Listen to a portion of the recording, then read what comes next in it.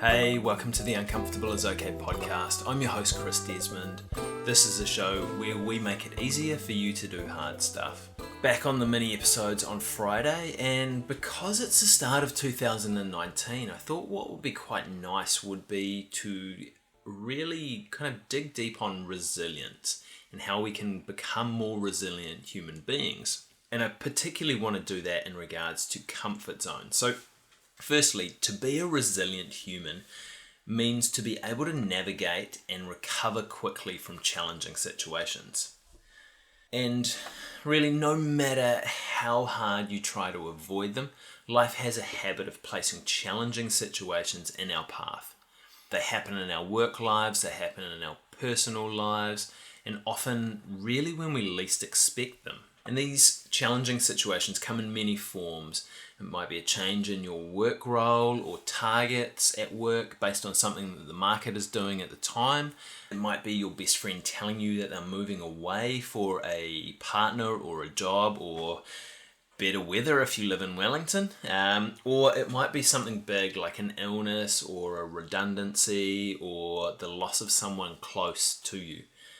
But regardless of what form it comes in, this challenge really tests our ability to be resilient, so to be able to navigate and recover from this challenging situation and not become overwhelmed by it. Most people agree that these challenges are really difficult to go through and can cause a lot of hurt to a person. And if we aren't resilient enough, we get wrapped up in this hurt that's caused by this challenging situation and the discomfort associated with it, and then we end up living there, sometimes for a little while, sometimes for a long, long time.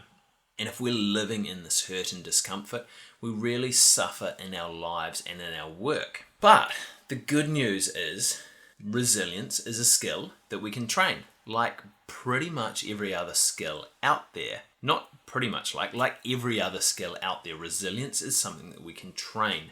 And like any skill, like any muscle, like any workout, the best way to get stronger with this is to put in the yards, to put in the practice. And the best way that I believe to strengthen your resilience is to strategically get outside of your comfort zone and take on challenges on a regular basis.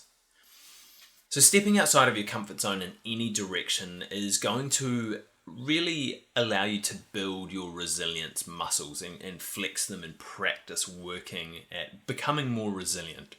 However, if you do it strategically, it's also going to help you to learn more skills that are going to be valuable in the future for you. And hopefully, it's also going to take you further along that path that you want to head along in work and in life. So if you do this strategically, you'll start to acquire the skills, you'll start to strengthen your resilience muscles, and hopefully it's going to move you closer towards your life goals.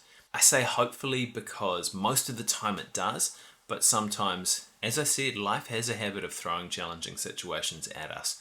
So sometimes you are going to go off track no matter how strategic you are about this.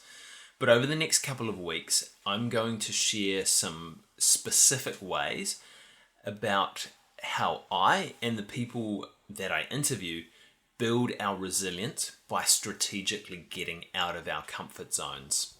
I hope you enjoyed this episode today, and I'm sure actually if you go out and strategically get uncomfortable this week, you're going to start to build your own resilience muscles. Thanks so much for getting uncomfortable with me today, and I'll see you again next week.